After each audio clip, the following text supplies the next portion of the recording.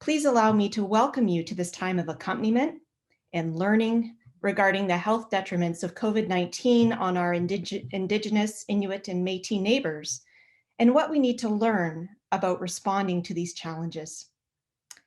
My name is Reverend Christy Morrow-Wolf, Assistant to the Bishop for the Eastern Synod, and I, along with my colleague from Martin Luther University College, the Reverend Dr. Alan Jorgensen, will be your host and moderator, respectively, for our time this morning. Before we go any further, I would like to invite Sister Ann Keffer from Trinity Lutheran Church in New Hamburg, Ontario, to offer the land acknowledgement this morning. Sister Ann? Dave Neufeld has been a part of the museum here in this area for many years and is now retired. And I recently heard from him a webinar that, the following words that he used as our land acknowledgement. We acknowledge that we are living on land that was the Haudenosaunee beaver hunting grounds, as recognized in the Nanfan Treaty of 1701, part of the Dish with One Spoon Treaty between the Haudenosaunee and the Anishinaabe, and the Between the Lakes Treaty of 1792 between the Mississaugas of the Credit and the Crown. We acknowledge the culture and spirituality of the First Nations who lived here before settlers came, and are grateful for the rich contribution they continue to make. Thank you. Thank you so much, Sister Ann. I am happy to introduce to you Bruce Weaver from the Guelph Indigenous community to guide us through our time of opening today. Thank you, Bruce, for being with us. Thank you. I bring you greetings from the Dish with One Spoon territory, and I bring 7 additional guests with us today. And these guests are the 7 grandfathers, sometimes called grandmothers, but I use grandfathers because I use stones or grandfathers as my totems. And let me introduce them.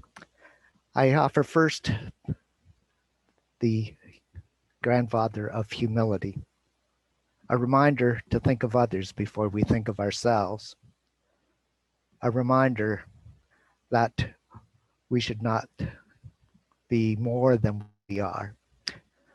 I recall a Bible passage about walk humbly with your Lord.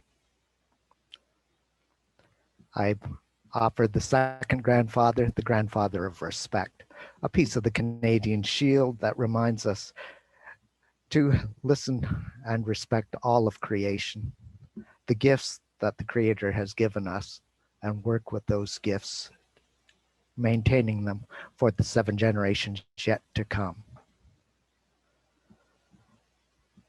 The third grandfather is the grandfather of honesty. And I use a piece of slate from the from the Hudson Bay lowlands to remind us that we should always speak from the heart. Be true to our word. When we give our word, we follow it.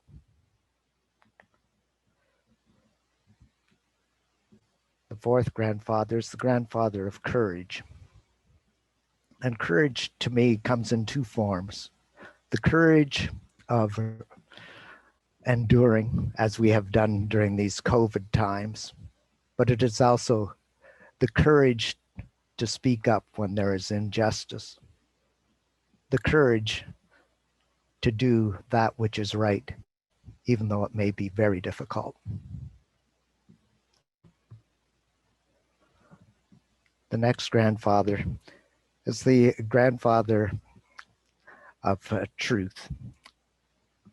And the truth, I use a small flat stone from the Great Lakes. And that truth is to seek and always speak our own truth, not speak for others, but speak for ourselves.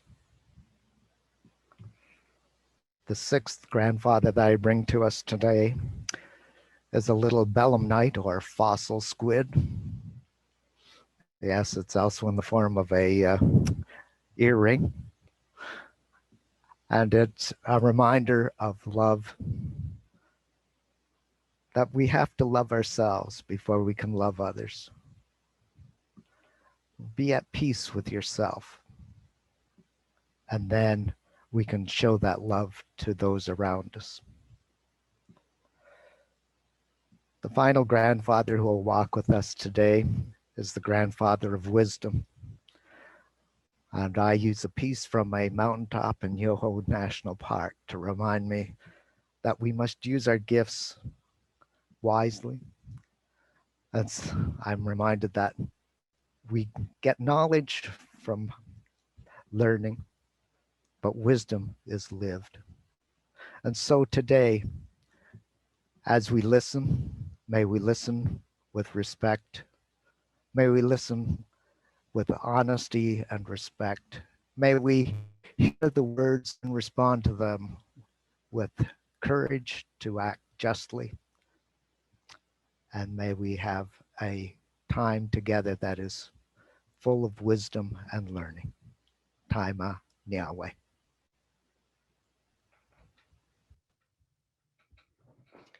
Thank you so much, Bruce, for honoring us with these teachings.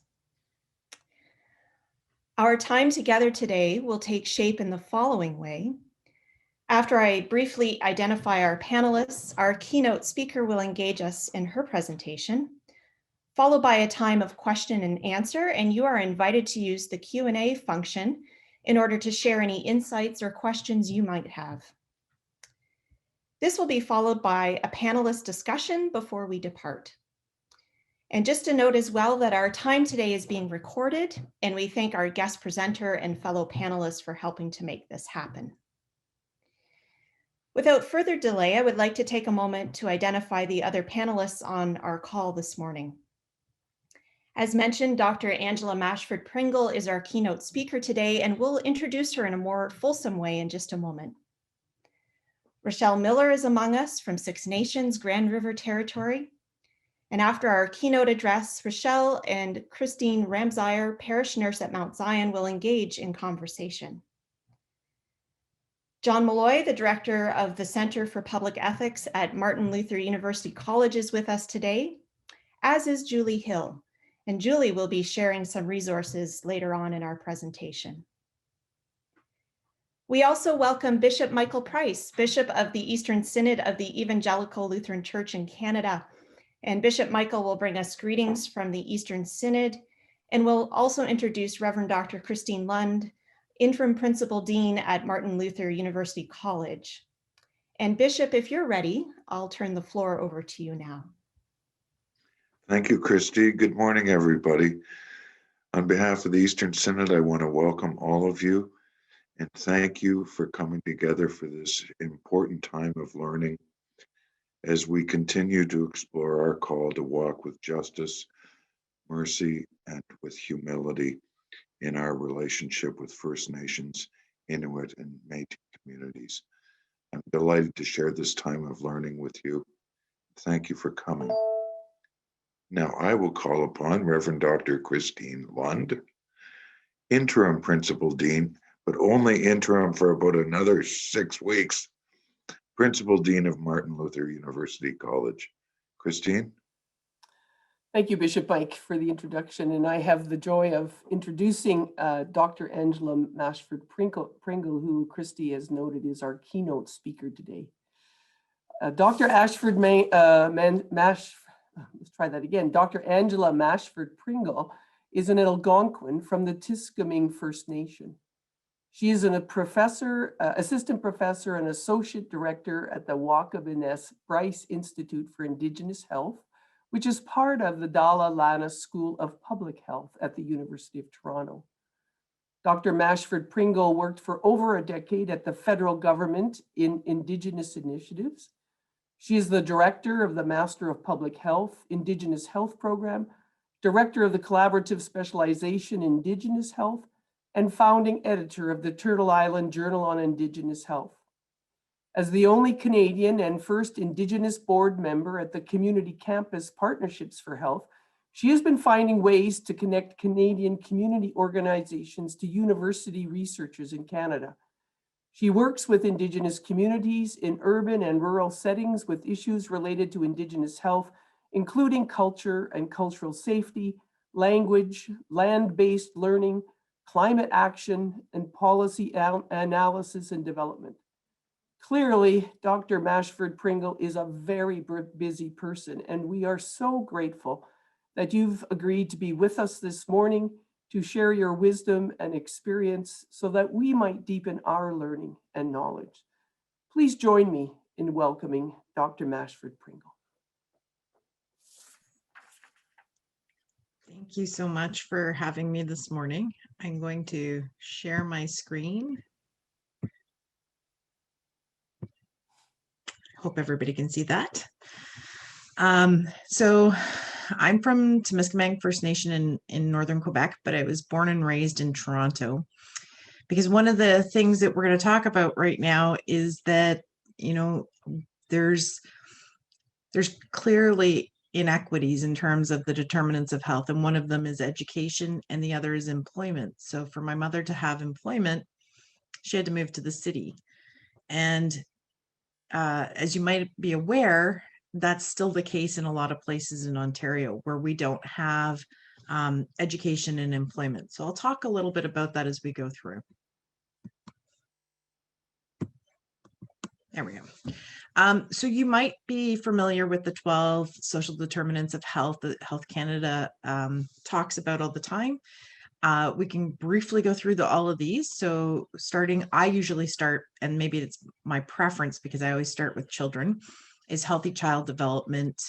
Then there's biological and genetic endowment, culture, financial and or social status, gender, health services, employment and working conditions, education and literacy, physical environments, social support networks, and personal health practices and coping skills, and then your social environment.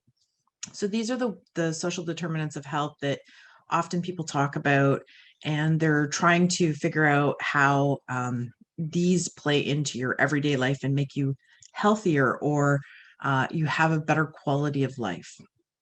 So there are things missing, right? Like when you look at this, do you think this would be for everybody? Well, no. So there are Indigenous determinants of health. And when I say Indigenous, while I mean First Nations, Metis and Inuit, I do want to recognize the fact that there's more First Nations than just one pan First Nations identity.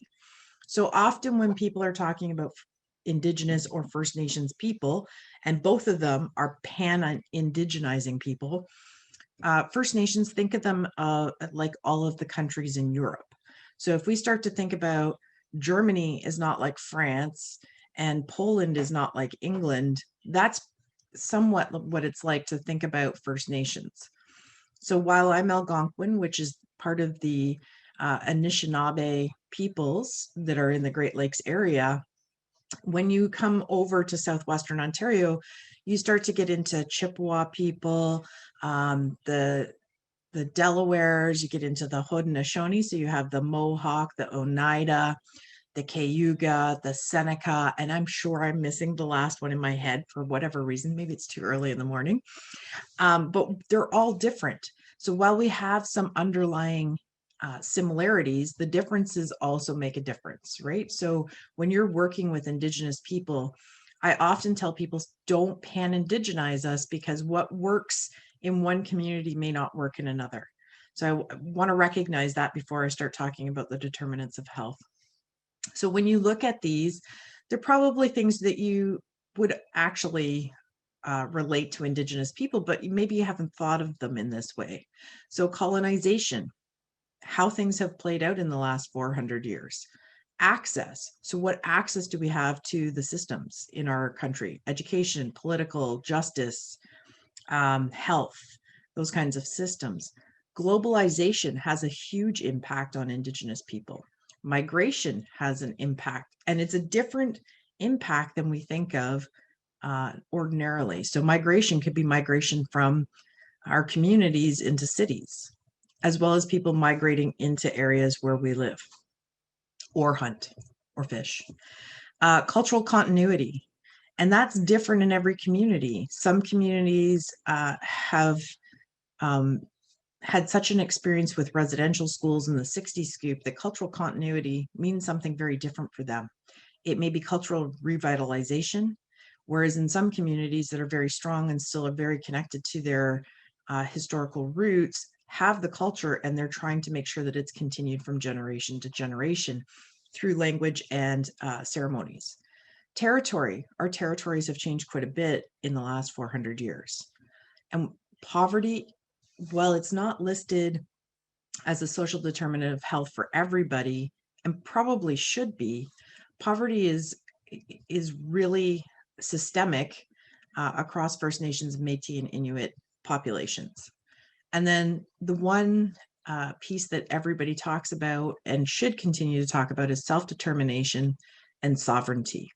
So going back all the way to 1763 in the Royal Proclamation that was handed down by King George when the British took over the French territory in Canada, they had the Royal Proclamation. And in there, they say Indians, which is not a term I would like anybody to use anymore, Indians are sovereign people, and that everything that is done from here forward should be acting as though Indians are sovereign people. And the reason I tell you this is when you start to think about colonization, think about our current and contemporary issues, it all relates back to the fact that we aren't self-determining. And one thing that's come to me in the most recent, I guess in the last few months, because I'm in Mississauga and we've been in lockdown since November, I started to realize why people are very angry with COVID lockdowns. And part of it is you no longer have self-determination. You can't make the choice to go places that you want to go. So I want you to think about that, because as you think back through Indigenous history, we lost self-determination more than 150 years ago. With the creation of the country, with the British North America Act, we lost all of that. We became wards of the Canadian state. And in so doing, that meant we lost our ability to go and do what we wanted to do. We've lost the ability to stay on the lands that we traditionally held. And so all of these things make me think about why people are angry now, but maybe that helps them to understand Indigenous people a little better.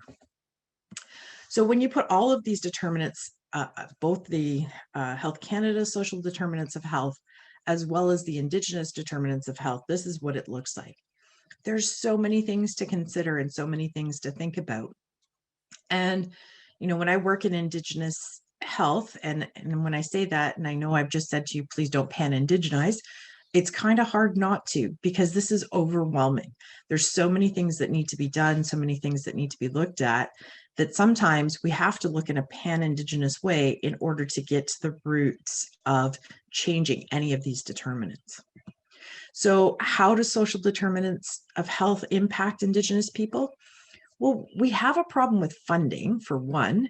So I'm not sure how much of the legal background you know about Indigenous people, but being on the land and the treaties, there was a trust fund, if you will, created for Indigenous people that was supposed to keep monies that were generated from the sale of resources. And I hate using the word resources. People like to use natural resources, but they are our kin. They are our relations, those trees, those the soil, the water, the animals, the plants, they're all our relations. And so when people started to sell them, part of the treaty would say that the government was going to keep some of the money aside for Indigenous people. However, the governments have traditionally used that money, and then when it's been asked for by First Nations, Métis, and Inuit groups or communities, it's not there. So there's this lack of funding available to do anything. There's a lack of human resources. So when we start talking about people with very specific skill sets, we haven't had those either. And then there's a lack of physical resources. So when I say physical resources, I mean, you've taken away the land. So how do you practice traditional, hunting, fishing, berry picking, ceremony? And when we don't have that, you're asking us to assimilate, but not in a nice way. It's kind of an intentional way of pushing us out of our traditional ways. This all can lead to poorer health outcomes. So this is the thing that everybody wants to talk about is, oh, well, there's higher chronic disease, there's higher issues of mental health. But if we would heal Mother Earth, our mother who gives us everything, if we healed her and we acted like human beings, all of us, we could have such better quality of life, better health outcomes, not just for Indigenous people, but for all people. So there's this belief, and the things that the elders keep telling me is I need to think about, how do I heal the earth, heal Mother Earth, and then I can heal people, because people will heal when they can actually live. The problem is right now, we don't think about how people live.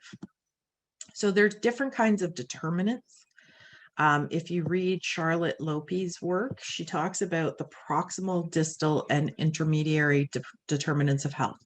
So when we talk about the proximal determinants of health, we're talking about how they impact the four aspects of self, which are mental, spiritual, physical, and emotional health.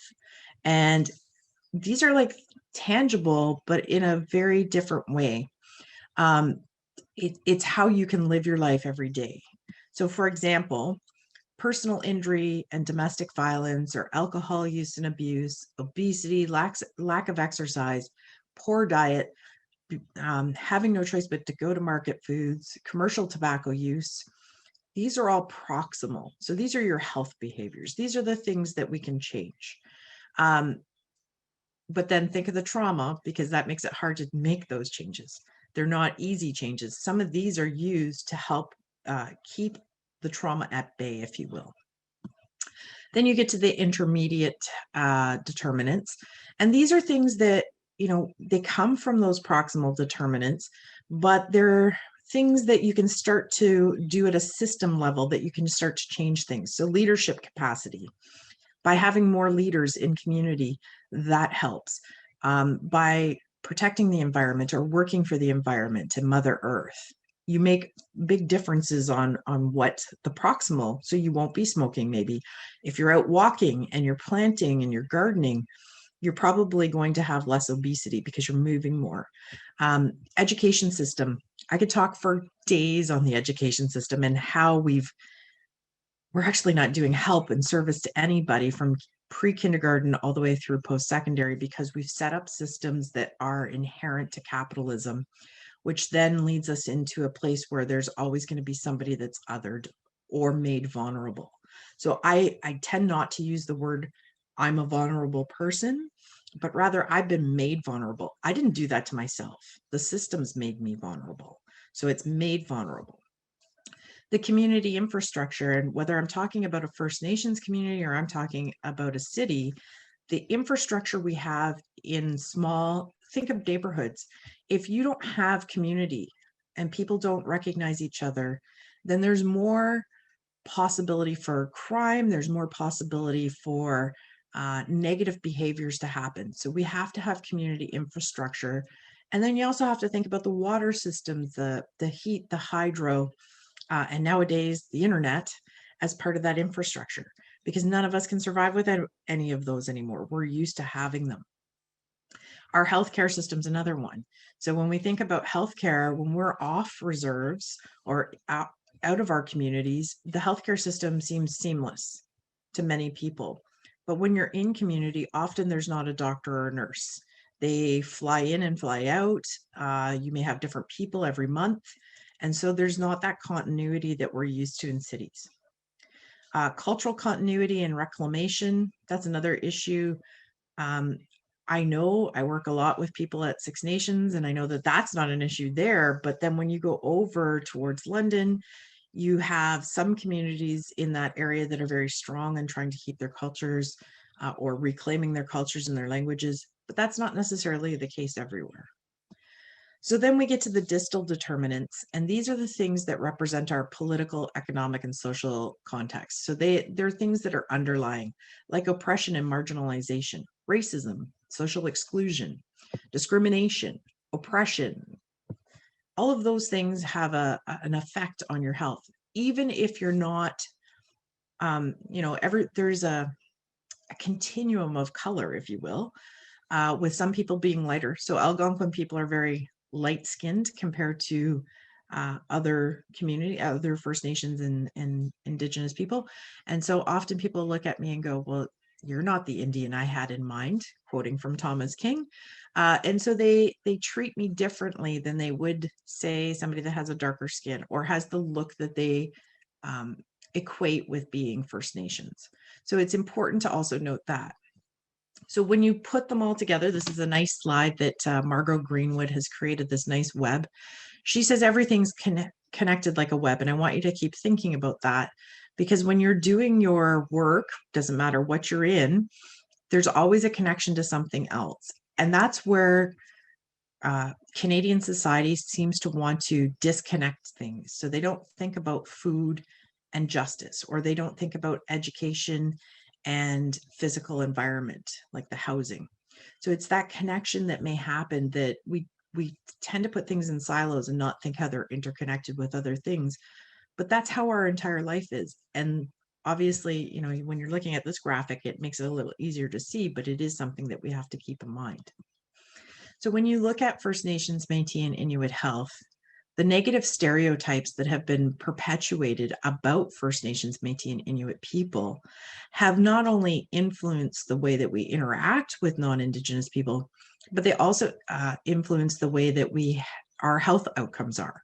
So if you feel that you're not welcome in society, that's going to give you this negative self-esteem, which is then going to lead to you doing things that maybe you wouldn't have done otherwise. So we need to start looking at being a strengths-based society, which we're not very good at, by the way.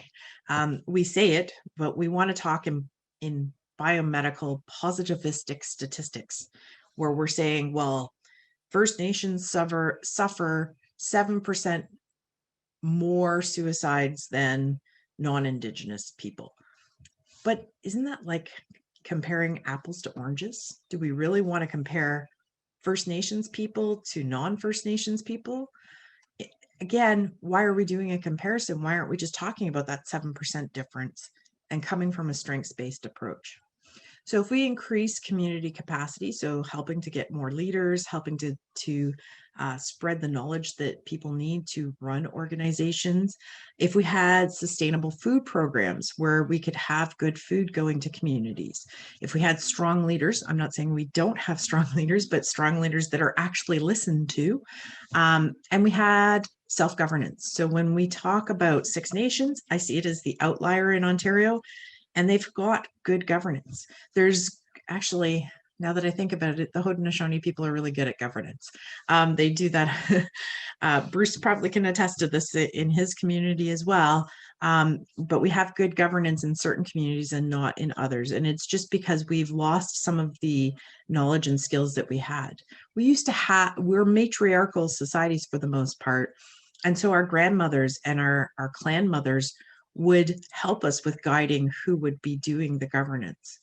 And when I talk about increasing educational attainment, it doesn't necessarily mean in the most Western sense. I run the MPH in Indigenous Health, and we're in the process of switching it over so that their First Nation or their Indigenous courses will be on the land, co-taught with elders and knowledge keepers. So they will have the ability to not only understand and work with the land, but connect and communicate as people in a new community created by the program, which will then hopefully help them with the connections they need once they go into their places of employment.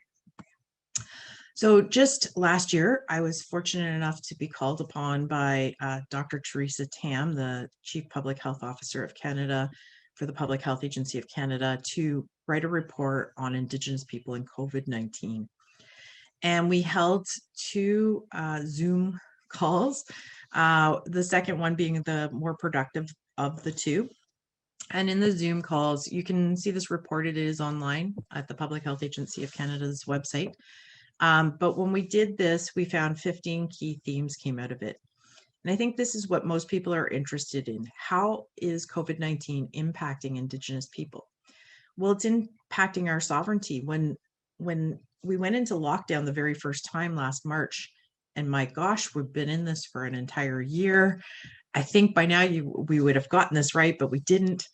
When we locked down the first time, they locked down the borders, and that sounded fantastic. But when we started opening up in May and June, in Ontario, they did not tell people you can't get in your boat or drive into First Nations communities in the Muskokas.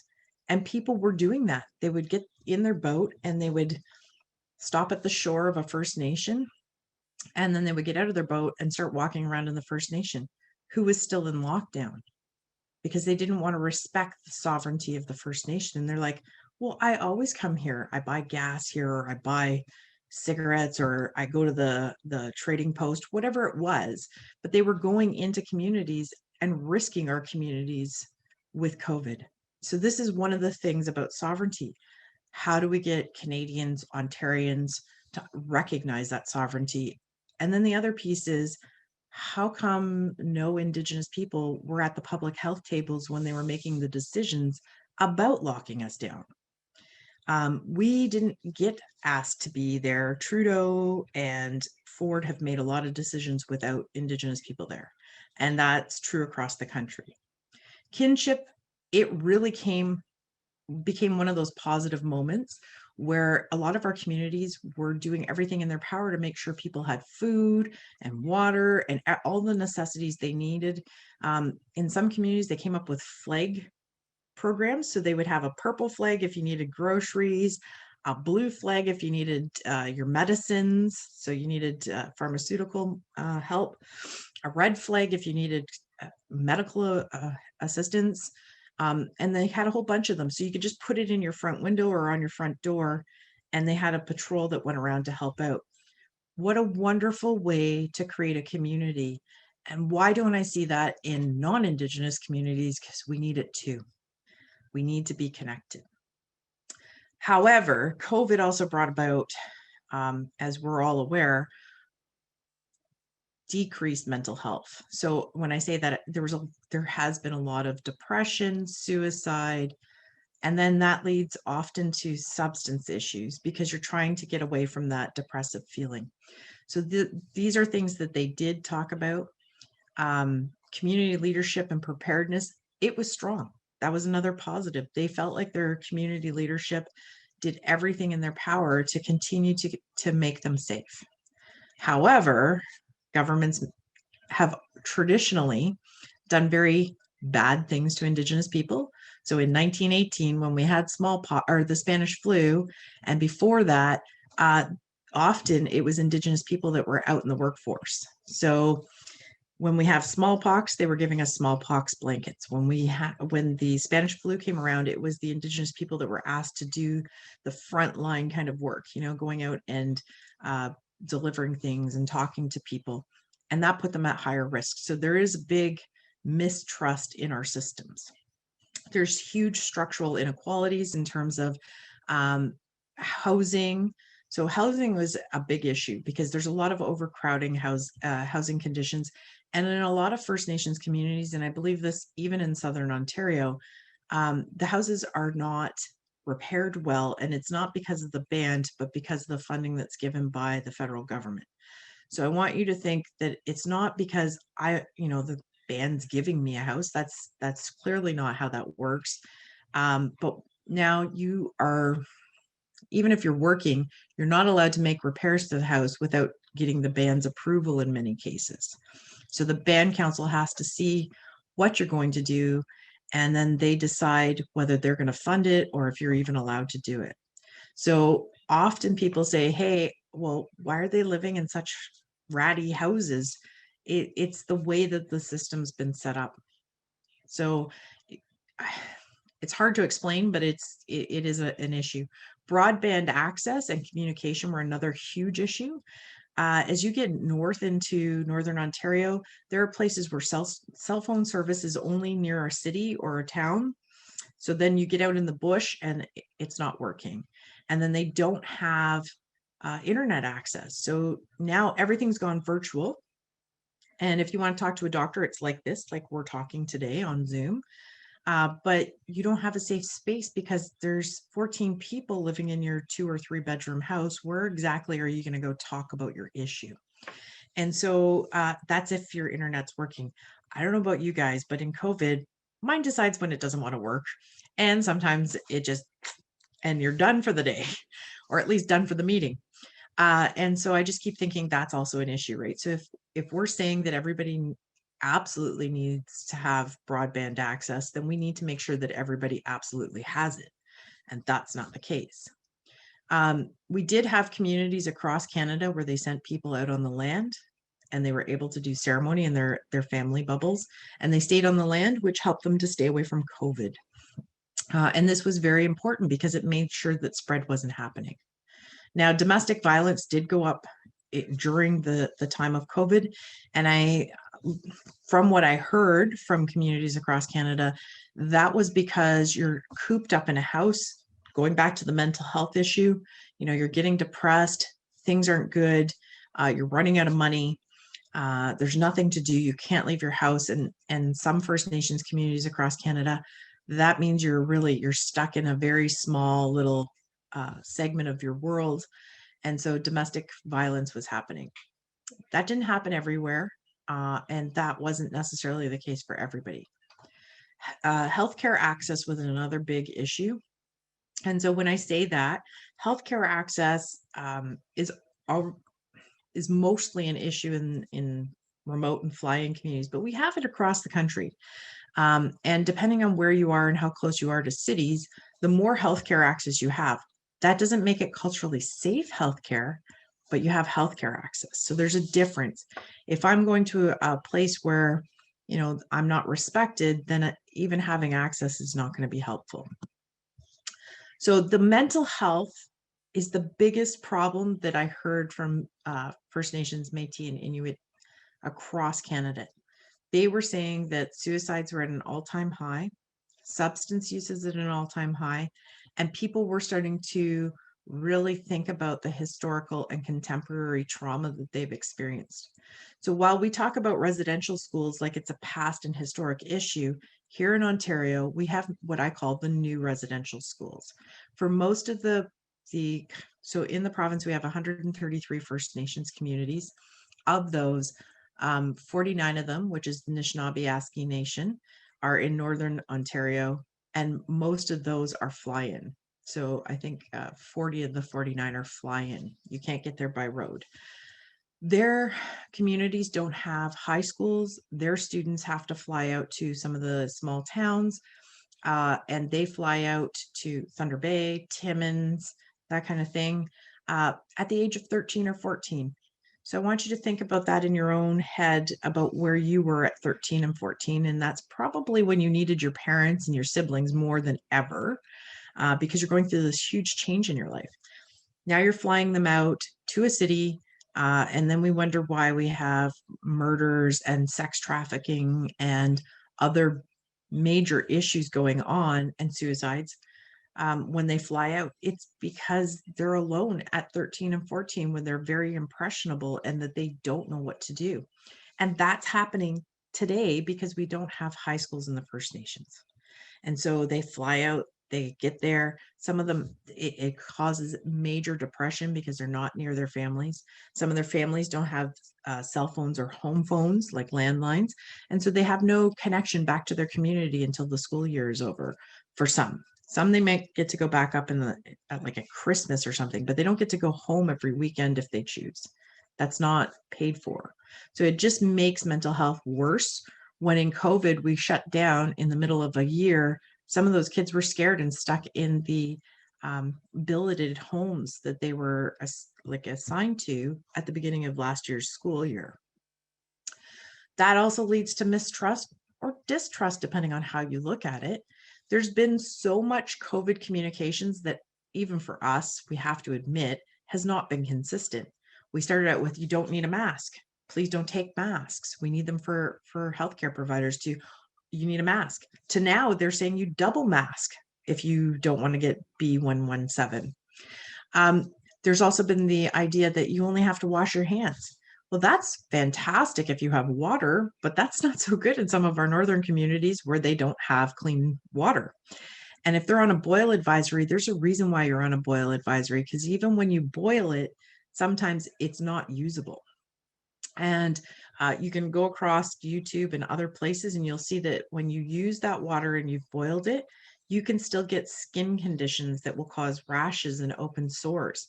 So to ask people to use that dirty water to wash their hands to stay away from COVID is probably not much better than saying, hey, don't wash your hands, but stay away from people. So the communications has been very distrustful. And we have a distrust in healthcare, which I'm going to talk about in a minute. And then there's the whole issue of we're not already in some kind of healthy relationship with Canada or with Canadians. Often there's been racism. There's often been an imbalance of power and who can do what. And like I was saying at the very beginning, we didn't have self-determination in a lot of places in Canada over the last 150 years, especially with things like the pass system, where you had to have a little piece of paper that said you could leave the reserve. So now you're asking us yet again to lock in, which is reminding us of the pass system and residential schools. And you're wondering why people are feeling very distrustful of the government.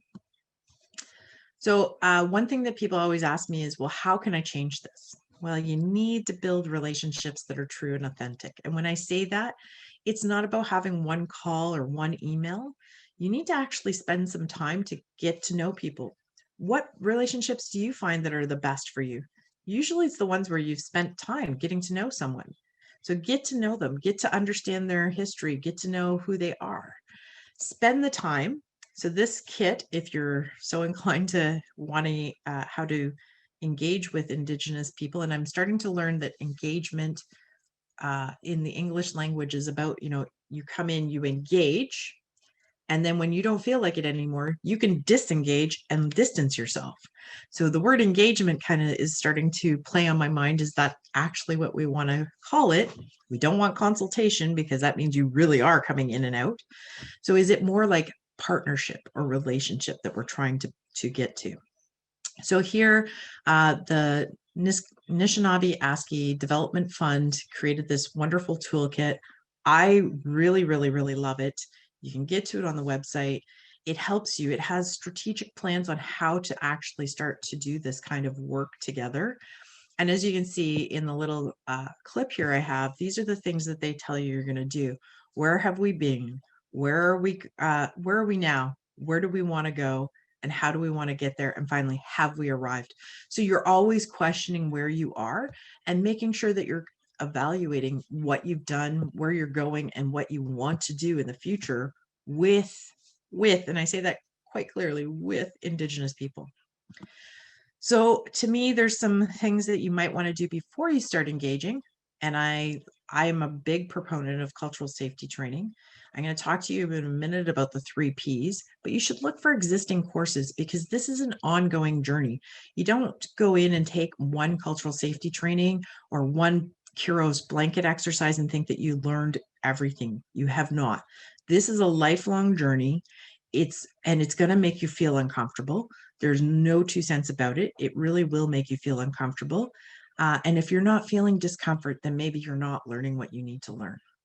And everybody has unconscious bias. We need to remember that. I'm not faulting anybody because I have it too. And so we have to learn that we have it and how do we work with that.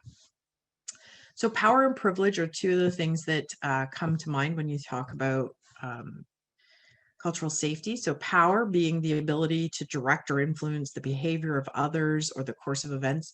So right now we think of who has power and we always think of governments and education systems and health systems, parents, that kind of thing.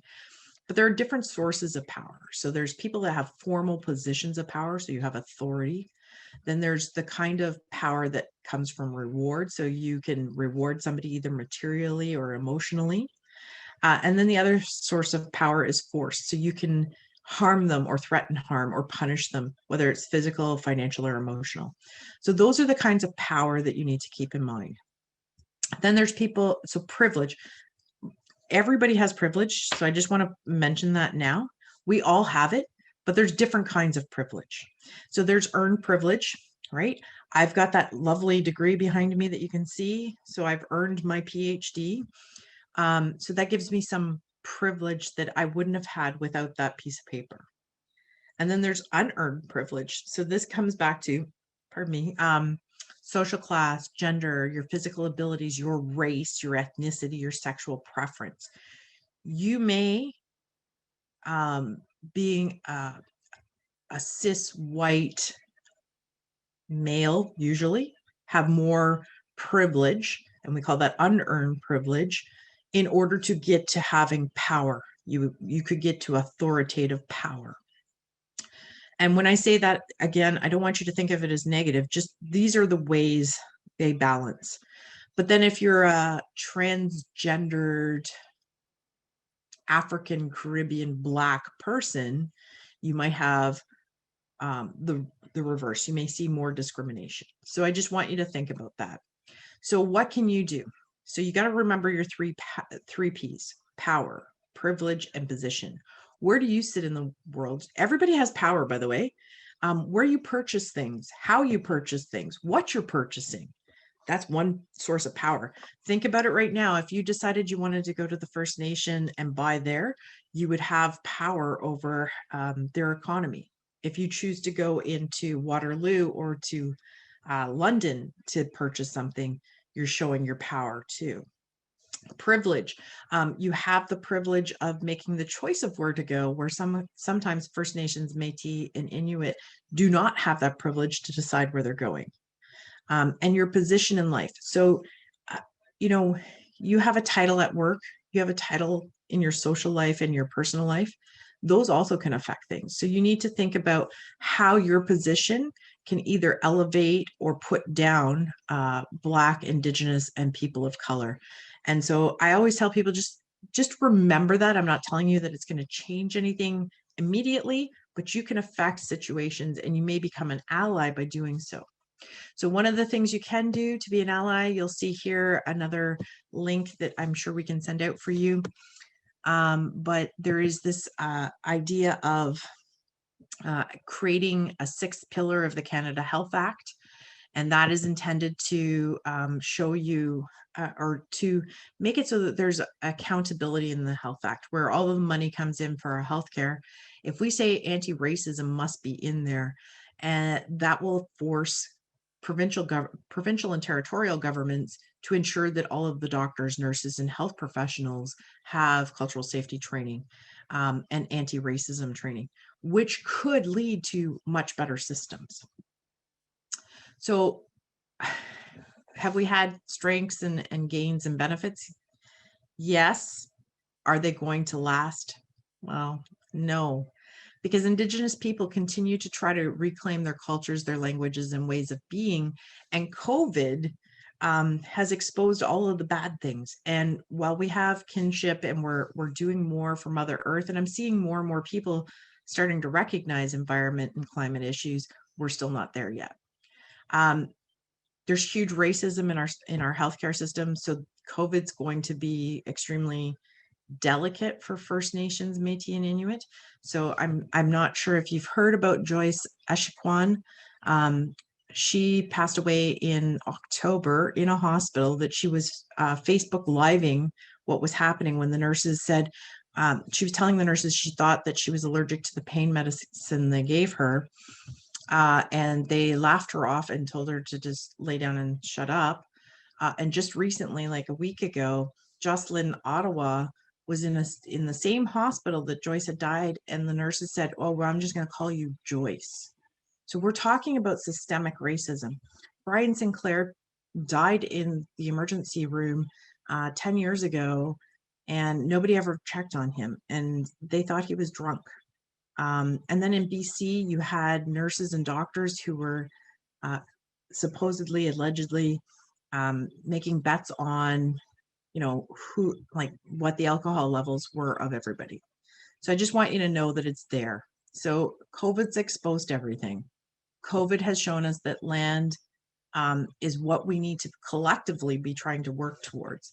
And Mother Earth is under attack. In all fairness, every time you see them dig for a building, that is actually attacking our mother.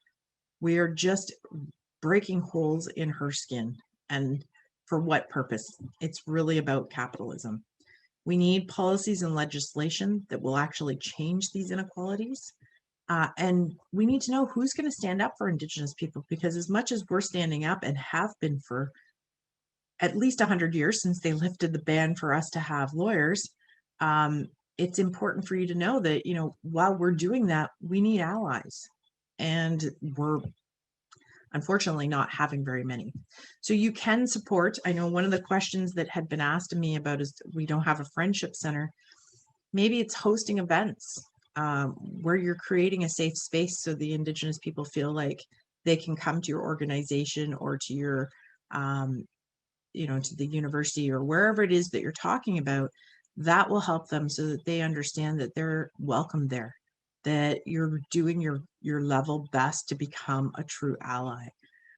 They need to see you speaking up about injustice and inequality, and they need to know that you're actually doing that and how you're doing that. So you have to build those true and authentic relationships.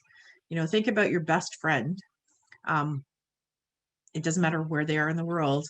You could pick up a phone and talk to them, and they're always going to be there for you. I'm not asking you to be best friends with First Nations, Métis and Inuit peoples, but I am asking you to start thinking about how do you build that relationship like you would with your friends in your own personal life. You need to be attentive and an active listener in order to learn. So I loved the land acknowledgement today. It was actually quite fantastic. I really appreciated that. But I will tell you, you should be thinking about land acknowledgements. Think about how you work, you live, and you play on the land that you're on. Or if you go away for holidays, how are you respecting the land that you're on? Because this is part of the issue. We're not respecting Mother Earth, which is showing us how humanity is pulling away from not only the mother that gives us everything we need to live, but is also teaching us lessons about how to be together and how to not have bias and to be human beings. So we need to connect with the land. We need to start looking at environments. Right now there's been a lot of people trying to do something for homeless people, and they build tiny houses. So I don't know if you heard of what happened in Toronto. And then they find the carpenter who created tiny houses. So we can't have that happening, because just because you're experiencing homelessness doesn't make you any less of a human being. And we have to start thinking that way. And then there's AHAC, so the Aboriginal Health Access Centers, and there's one in Hamilton, which is Dewa Days. Become a partner with them.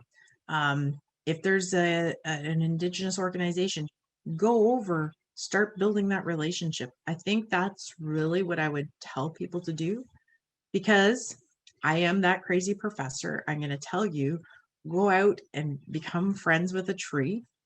It, first of all, it gets you out of the house in COVID, but it also makes you relate to nature in a new way.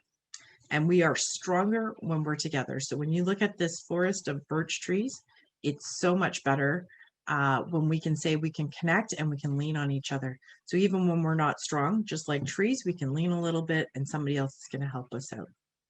With that, I'm going to stop, and thank you so much, Miigwech.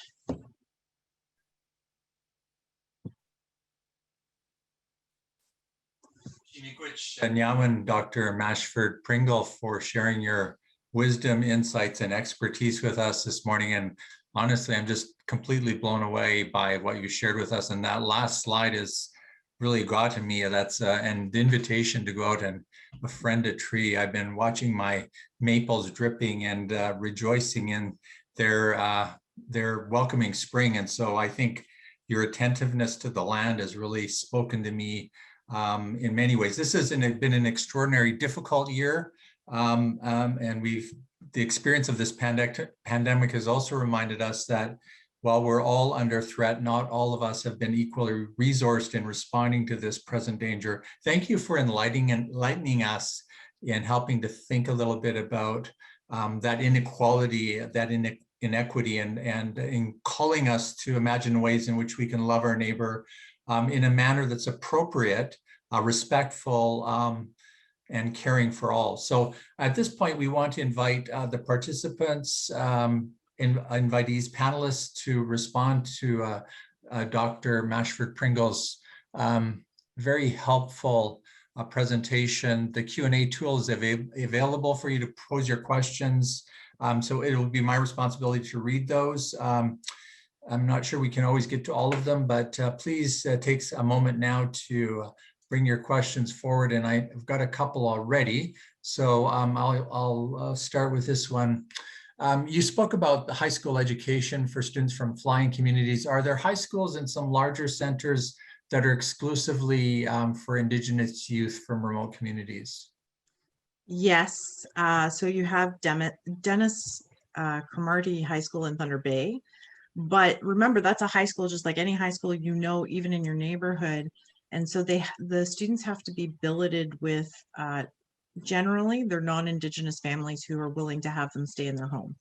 So that doesn't mean that they care for these kids, right? Like you're just there. It's like an Airbnb. Yeah, there's food on the table, but you know, they're not responsible for the children in the same regard as you would be responsible for your own children. So even though they come down to that particular high school and that may be culturally safe, when they're coming and going from the high school, there's lots of harms. We're in a city. Even though Thunder Bay is not a huge city, it's still a big city compared to, 500 people in their fly-in community. Yeah, thank you. In some of the larger centers, are there, where the Indigenous people aren't flying in but live, are there Indigenous only high schools or schools at all?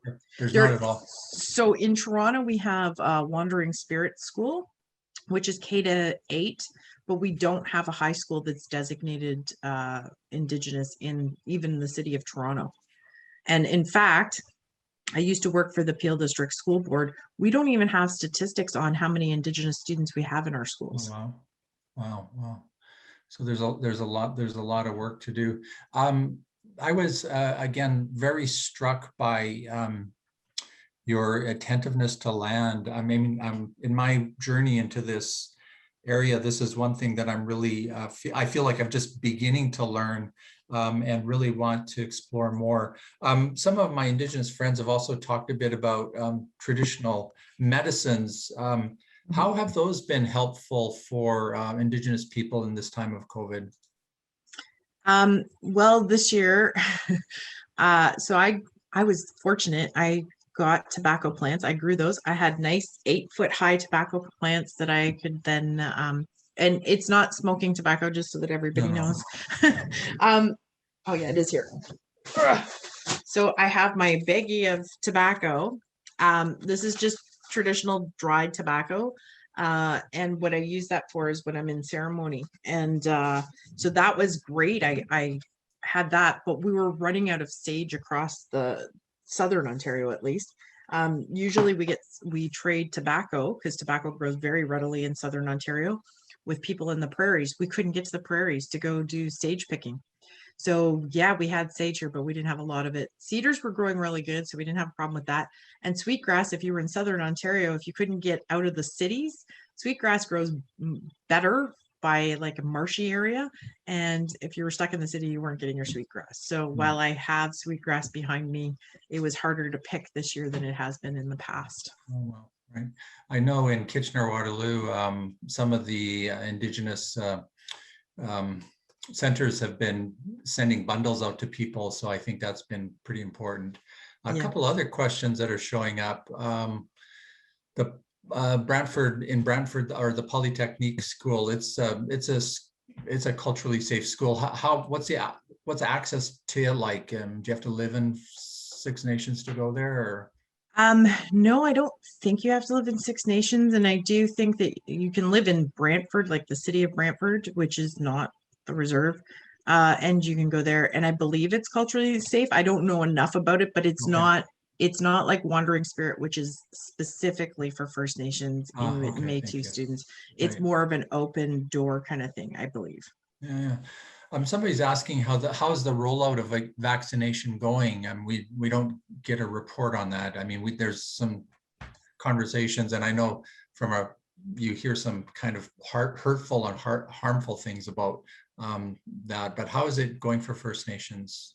Generally well, but the biggest problem was the biggest problem is, if you know how we were talking, or I was talking about the fact that we don't have stats in schools about how many Indigenous students they may have. We also don't know that in urban settings.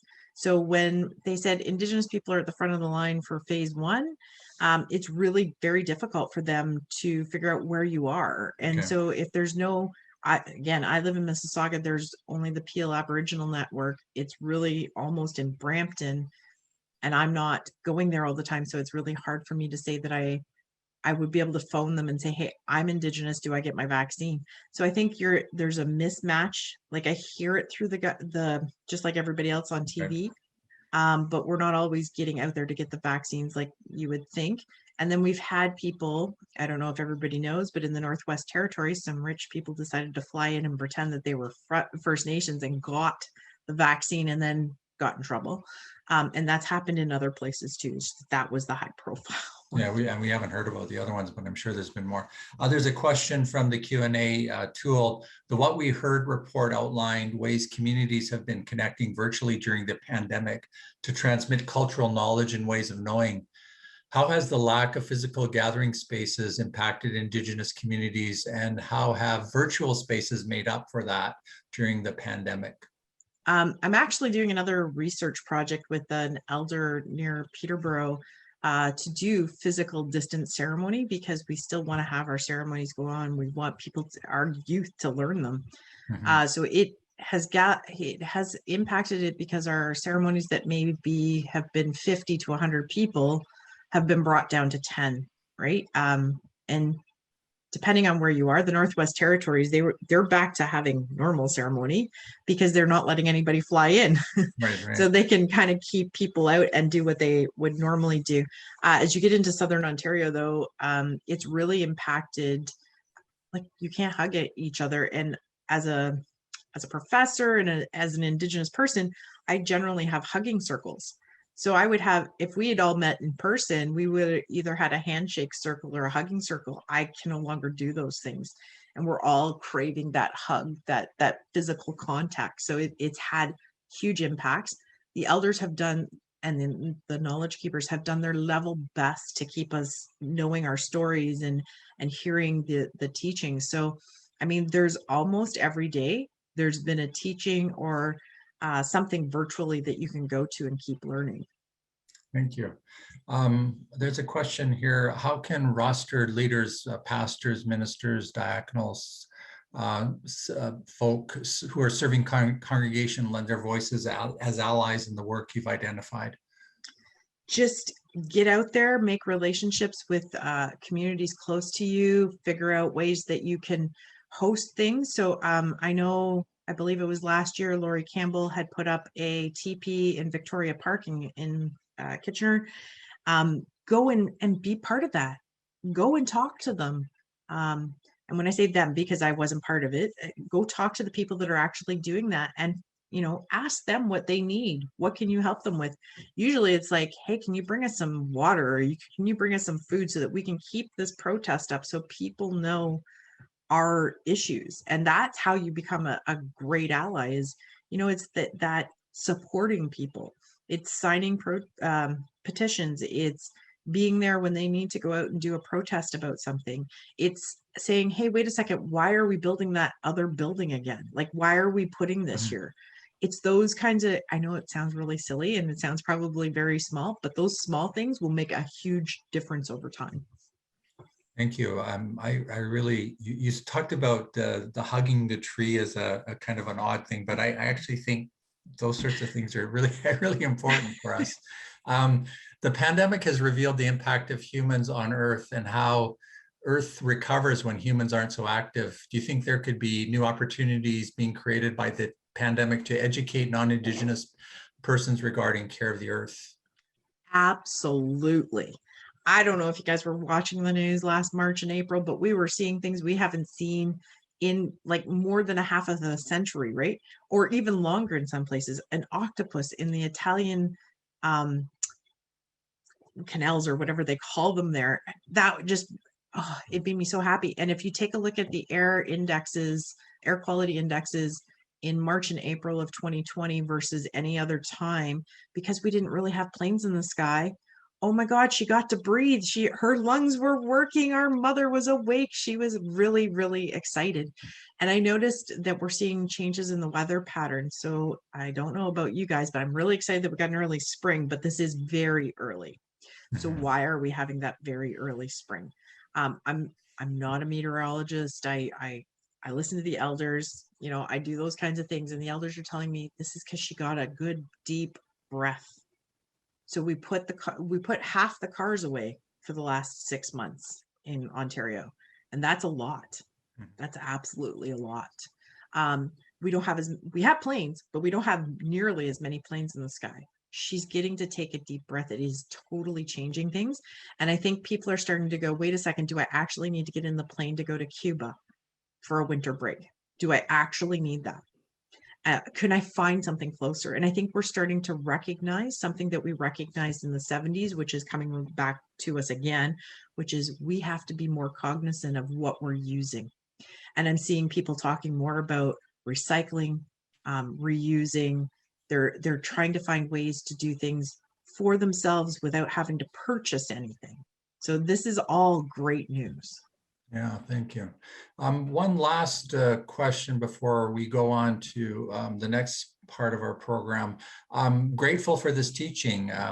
With the problem of lack of access to broadband, what are forms of communication and technology that are most relied on for mutual support and communicating information in the meantime?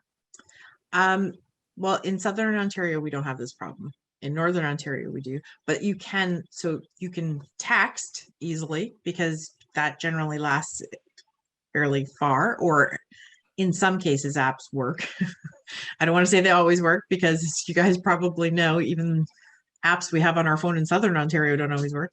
The other thing is having, you know, if you do a Facebook Live or you do a Zoom like this, if you record it and then have a place where somebody can go watch it or interact with it, and then have like email or some other way, a Slack channel, a WhatsApp, where people can have discussions, that's really helpful. That helps to cross that communication boundary. Thanks so much. Thanks again for your presentation and your engaging our questions so fulsomely. We really appreciate it. Chi Miigwech Nyawan again. I would like to ask Julie Hill if she'd share some resources she's compiled on our topic. Julie is a registered nurse who has been educating staff of public health and community services to provide culturally safe services for First Nation, Métis, and Inuit communities. Her most recent project is working with a community to plan culturally safe COVID-19 vaccination clinics in the Waterloo region. Julie. Thank you, Alan. And thank you, Angela. That was a wonderful presentation.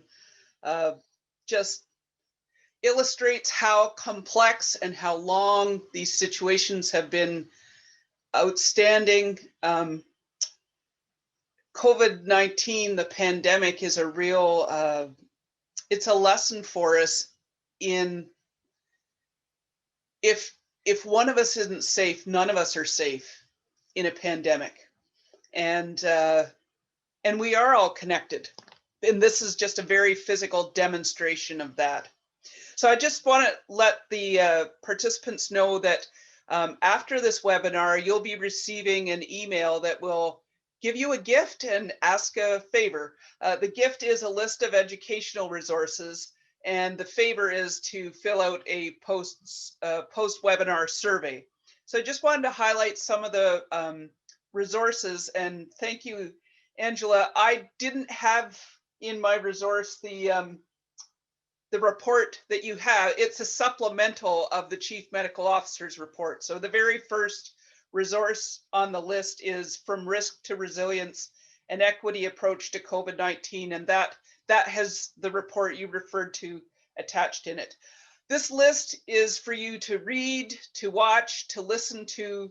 A couple of highlights. So wherever you are in your journey of learning, there's something in here for you. I've attached some of the best repositories for information, like the National Collaborating Center for Indigenous Health has just some fabulous materials. There's some of the big reports on this list. Like Angela had the Ally Toolkit, very important, very practical. There's a list of books. if you're watching, I recently took a course from Renison College, facilitated by Kelly Lorela, and she gave us some wonderful resources, some of which are the webinars that I've put. So just a phenomenal address from Jim Dumont at the Parliament of the World's Religions. It's just, I don't know, every one of these YouTubes has just been an incredible learning. The National Film Board has a whole Indigenous film section. Most of them are free to download and watch. If you're looking for actual courses, Cancer Care Ontario has free courses on Indigenous relationship and cultural safety. Angela's course for public health practitioners have that in it, and I found those wonderfully helpful. If you're a CBC listener, Unreserved often covers many of the ongoing issues and strengths and celebrations of so many communities across the nation. And you mentioned about privilege. So in there, I've just put a couple of resources. One is called Deconstructing White Privilege with Robin DeAngelo. That's one in a series that she made for the United Methodist Church. She is so good at getting white people to figure out what this is all about and enter into it, about privilege and whiteness and how that has, not the color whiteness, but the culture, the dominant culture, and how that is impacting Black, Indigenous, and people of color. And two more things. We talk about capitalism, it's a system we live in. Could there be something other than capitalism? I like to dream that there could be. And Robin Wall Kimmerer in Braiding Sweetgrass, I know that's backwards for you, sorry about that, but she does help paint a picture of what a post-capitalist society could look like. I know I definitely need those images to help me imagine what I could work towards. The other book that I can really recommend, if you want a very engaging read that quickly takes you sort of through somebody's life and hits all the highlights of the issues, Alicia Elliott has written a book called A Mind Spread Out on the Ground. And it's just her stories that so illuminate the many, many issues that Angela highlighted. She puts story to it, which always makes it accessible, I find, when it's someone telling their story. So I invite you to download that, or download that list when you get the email. It's also going to be on the site for the Eastern Synod. That's right, the Eastern Synod. Losing my words now. So I'll hand it back to you, Christy and Alan. Okay. Thank you so much, Julie. And I am I have been so blessed this morning by this time of learning and accompaniment and information sharing, and we are not quite finished yet. It is now my very great pleasure to introduce Richelle Miller and Christine Ramseyer, who will engage in a conversation as well. For the Eastern Synod, Richelle Miller is a key person in our Six Nations partnership. She is founding coordinator of the Music for the Spirit and Indigenous Visual Arts program for children and youth, which has run a summer camp since 2014, and more recently an after-school program. She also founded the Legacy Blanket Project, a collaboration between young artists and elders, which involves creating textile works to tell Indigenous stories, with a focus on historic events, resilience, wellness, and healing. Richelle's professional role as a registered nurse with clinical experience in regional and small rural hospitals to community spans over 4 decades and includes specialty nursing from operating room to palliative care. She currently fulfills a role of case manager within her community, role supporting the navigation and care needs for many patient populations, including COVID-19 pandemic impacts to members, family, and communities. Parish nurse at Mount Zion Lutheran Church in Waterloo, Christine Ramseyer has 26 years in nursing experience in surgery, ICU, paramedical nursing, and long-term care before coming to Mount Zion. As a parish nurse, called to ministry and affirmed by a faith community to promote health, healing, and wholeness, she helps senior members in various ways, including navigating the healthcare system in the time of COVID-19, and she too is engaged in assisting families in the time of bereavement. Rachelle and Christine, welcome. We are so grateful to have you here. The floor is yours. Thank you. Rachelle, I have a few questions for you. It's been a little over a year now. How has the community experienced the pandemic? For example, severity of illness, morale, loss, and grief. Especially, how has it affected families, children, and youth? Certainly the commitments of the frontline staff are community, social, and health, but also our business and members have been impacted in many aspects from a day-to-day as we surpass that 1 year. And we've seen that through our health and social programs that were held. We went from in-person to virtual. Some were several months before of the declaration of the COVID pandemic, before they became to resume in part leaves. There was layoffs, work from home, work stoppage. So it's been a process journey in which we've seen denied access to facilities, which impacted many initiatives. Virtual access challenges in spite of being we're the northern southern barrier to access for internet. We've had closures of schools, daycares, businesses, and many, including access to our community. So the diversity of the teams that came together also had a varying time, and that brought everyone working tirelessly to ensure the safety of our community. And so you've seen that community unity in when we had the barrier for safety and access to our community. That brought members, businesses, and everyone together, as well for food security programming from deliveries to healthy foods, transportation for all of those, because as things closed, those needs were still there for so many of our community members. Both internal and external teams, the collaboration and roles supporting us in community care and in the front line, and in particular some different populations, our complex care, our palliative, our COVID-19, and supporting the human resources. You heard Angela talk in regards to human resources, and that retention and recruitment within our communities is a big part of that. And so during times like this, we are cross-covering and sharing many jobs to fulfill the assessment center, the community nursing needs. Recognizing that all peoples have a lived experience of losses.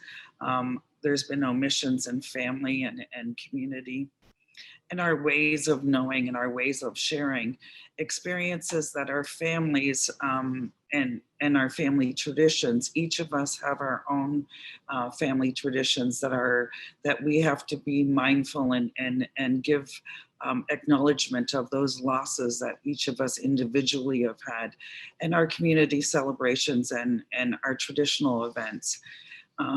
Certainly it's been a process journey, and we have many more reflections to come yet. Thank you. The race against the virus in difficult and fast-changing conditions. What has it revealed about the gaps in the system for this community? For example, communication gaps, shortage of supplies, two-tiered healthcare, etc. The ongoing transformation of healthcare, and certainly we've seen a fledgling healthcare system And after 4 decades, I've seen that move from boards and networks and LINs and different leaderships. However, it remains with much opportunities for improvement that we can look at. And the pandemic further accentuated those. It created relationship impacts, crisis, tragedy, the ethical challenges, but the moral distresses that are experienced, and those accumulated moral distresses. There are various patient populations. We know our health determinants show our diabetic, and with diabetic is our cardiac, all of those different patient populations and a large volume of palliative care were impacted. Their outcomes were changing their lives in so many ways of wellness. But that also goes to the end of life and afterlife, which impacts individuals and families, extended families, and the community as a whole. Those impacts from complex care, but also from COVID. The navigation, assisting in one of my primary roles, and as a healthcare professional, a regulated professional, we know that a large portion of our role is the advocacy. And so we're assisting to navigate in a healthcare system for our community members. It's a role and responsibility that also brings upon moral distresses and different lived experiences as you navigate through that sense. So certainly within many different roles and over time, and during my first retirement, which was only 7 months, I returned to Indigenous Visual Arts at OCAD.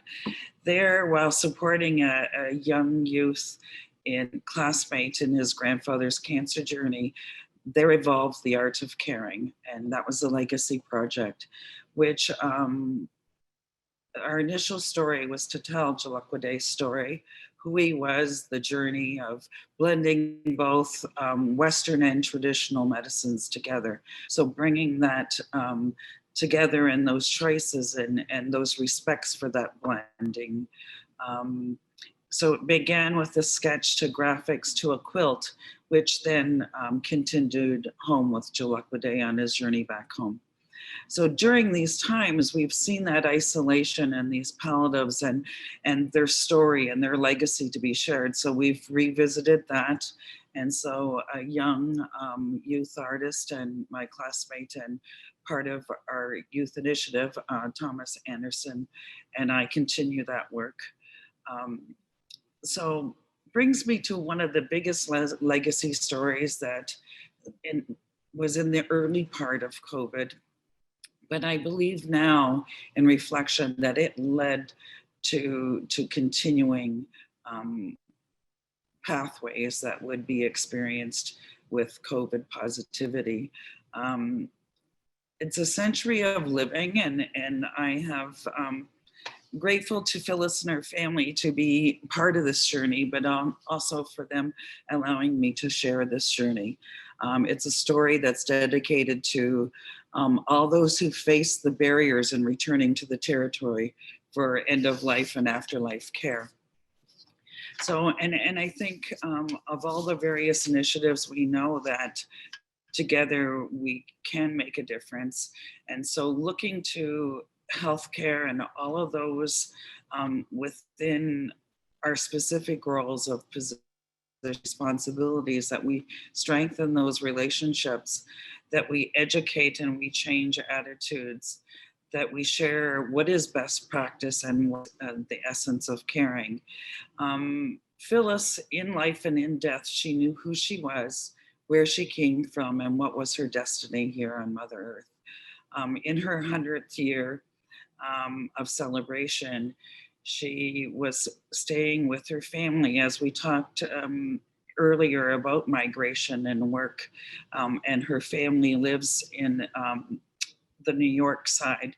She had been visiting prior to the outbreak and pandemic declaration, so she stayed. Unfortunately, there was a change in her mental status, and so she looked to return home to Six Nations in spite of the pandemic. Her son began to look to follow her wishes and prepare for her journey. Unfortunately, that remained in the queue.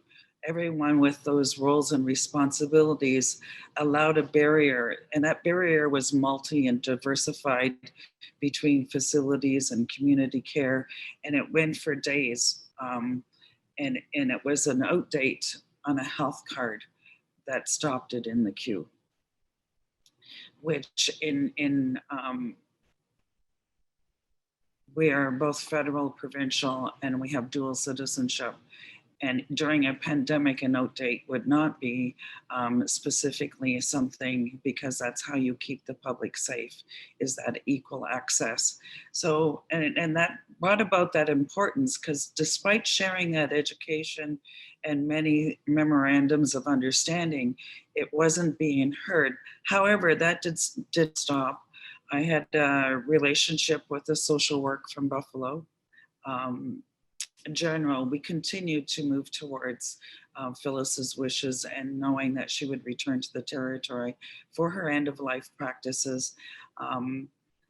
So out of this story also brought it closer to the need. We've been working for decades in recognizing the need for hospice for our community, and Phyllis's story has went to the federal and provincial, to our community, to be embraced. We now are looking to move towards fundraising for a hospice, to what is coming home to our territory, and so that we can continue with those end of life and those afterlife practices, and that everyone is sharing in that passion and vision for the territory. And furthermore, that's highlighted as we look at how we had to be creative in the art of caring and in the art of end of life and afterlife for our COVID occurrences. Thank you. That sounds like a wonderful initiative. Our last question, sorry, my last question, I should say. Having to do everything on the computer, from virtual care to teaching people how to connect, must have been a challenge and a journey. Has this changed things for people in the community? So I think everyone, as the world and the impacts went virtual, the challenges that went for those safe spaces, for those consent and being able to ensure the confidentiality as well, resources and healthcare programs that did not have the technology. So we needed those laptops and those iPads. We needed access to be able to do that documentation. And the greatest barrier was the internet connection, and to keep that stable connection, the frustration that can evolve as you're re-signing on. And so with our youth initiative and with some of our elders and those that are part of the legacy story, we began to look at step by step to help with those accesses. We actually had to evolve to a drop-in here as well for our youth to be able to access. So you've seen different levels of comfort levels, and now from time to time you get the new reference of zoomed out. As it becomes more of a way. But we've also seen so many ways in which that creativity has evolved. So within our community, and actually it spreads across as well, we see that conference, there's various Indigenous conference sharing that's now free and accessible, which may not have been in previous times. Socials and learning began, and to create those opportunities for the cultural teachings and the songs. We still have those needs for that to take place. So we've had much great loss impacted by our families and our extended families, but our community as a whole. And this is where we were able to bring the technologies to help us, and Phyllis paved a bit of that way for that as well. As we faced people in privilege and position to move forward to look at our end of life and afterlife. So we had virtual family groups and FaceTime to be able to deliver those important messages. Unfortunate that the COVID planning of wards and ICUs, the design somehow left behind all of that work that looked at end of life and palliative care and spirituality within those wards, looking to how you could see that all that we'd learned along the way to keep it going wasn't there, and whether that will evolve, but I think it's evolving forward in small ways, because the expectation of the length of time that this has taken, and when we've got accumulated losses and moral distresses in our community, they're unresolved as so those closures that are important. Some of you I've met, and I acknowledge, and I'm very grateful to the support for the youth initiative, Music for the Spirit, which combines both the music and Indigenous visual arts. And it's, for those who are not, we share the youth share their gifts from one generation to the next. Some of the things that we've been creative around is looking at how we would have groups and opportunities. So we've continued to share through outdoor music concerts at different times of the process journey. When it was part and full, we've done hybrid sessions where we would, some were on Zoom and some were in small group. We did a drive-in music concert, which was actually quite a lot of fun, with an art unveiling as well.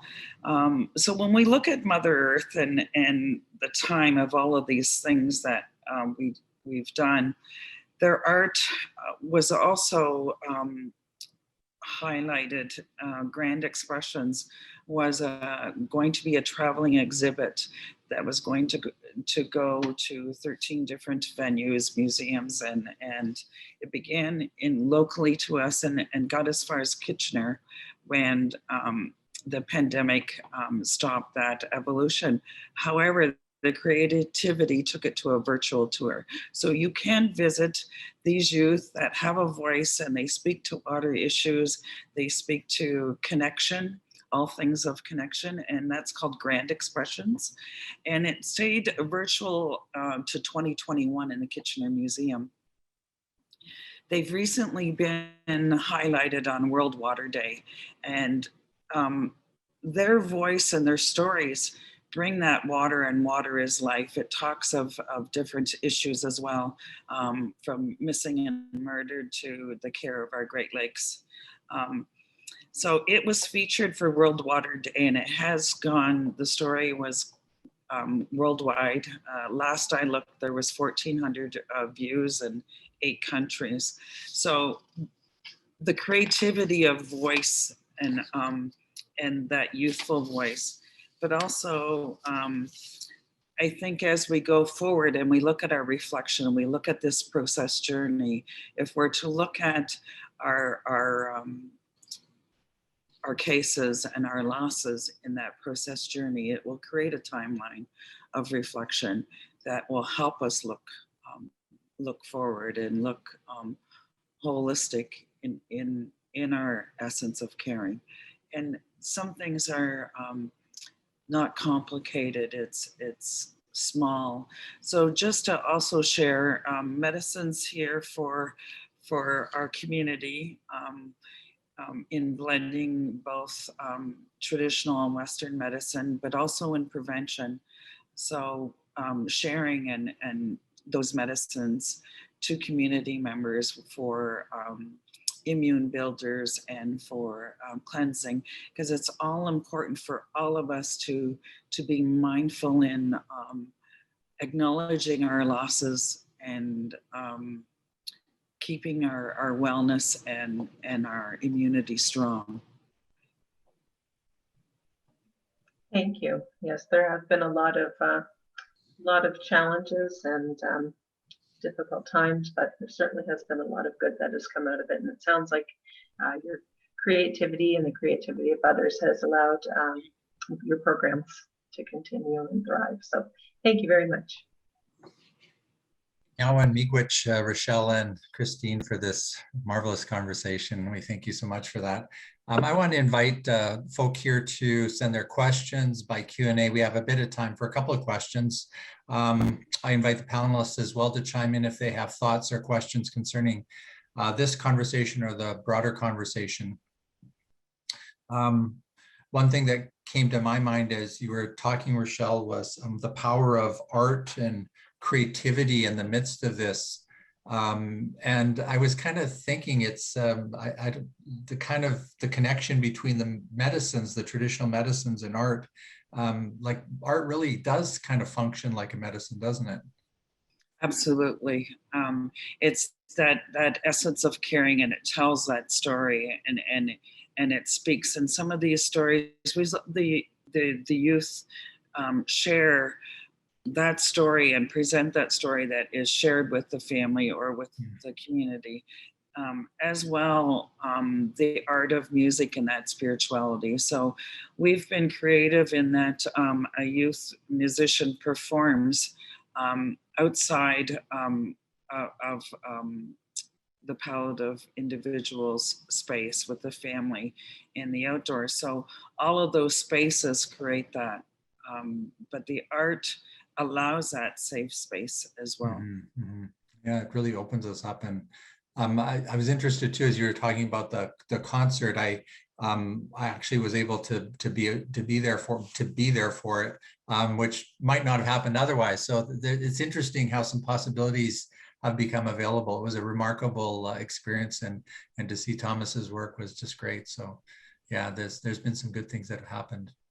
And certainly we've had to be courageous, and we've had to learn and evolve, and it's a learning that goes both ways, and in this virtual world, and to be creative around the hybrid sessions, the number of devices. We've had to be creative around our one-on-one for instruction, but we now are outreaching. So this is outreaching to other First Nations communities. And had it not been for, so when we look at what COVID encouraged us to do and give us the courage to do, so we outreach to other First Nations youth now. That's really remarkable. So the things we can learn as we move forward. Thank you so much. I want to pass the baton over to John for final thanks and closing. Thank you. Thanks, Alan. Good morning, everyone. My name is John Malloy. I'm the director of the Center for Public Ethics at Martin Luther University College, and it's my honor to provide a few closing remarks today. And I want to begin by echoing Alan's thanks to Rachelle and Christine for an informative conversation that brought to life so many of the themes raised by Dr. Mashford-Pringle. And I also want to express all of our appreciation to Rachelle for her important work on the front lines. I also want to thank all our other speakers today, our wonderful Keynote, our other commentators, and also Alan and Christy, our co-moderators. All have done such a great job in exploring this crucial issue. I'd also like to thank the organizing committee. The leader of that is Mary Thompson, who did such a remarkable job on this and has done such a remarkable job through her leadership with the CRJ initiative. And in fact, if it wasn't a virtual meeting, I'd ask for a round of applause. So Mary, maybe a virtual round of applause as you see. One of the goals of the Center for Public Ethics is to explore the intersection between faith and public action. We hold events, host speakers, and most recently introduced a podcast series on life after COVID-19. And I encourage you to check out our website, publicethics.ca, where you'll find news about upcoming events, as well as recordings and videos. And in the next few days, a copy of today's proceedings, which, as I think was mentioned earlier, will also be on the Synod website. Now, the Christian commentator Jim Wallace often says that faith may be personal, but it's never private. And that's the approach we take at the center. All of us have a call to engage with the wider world and begin to build God's kingdom on earth. All of us have a call to engage with others, come together to form what my colleague David Frimmers calls publics, and begin to tackle the pressing social justice issues of our time. Today represents a step in the important journey of reconciliation and right relations with Canada's Indigenous people. And our hope is that it will lead to further steps, including continuing to become educated about these issues, reflecting and praying about them, and finally take concrete action to address this crucial issue for our nation by joining others and living out your faith through a real expression of public ethics. So thank you all for joining us here today. Stay safe and have a wonderful weekend. Thanks.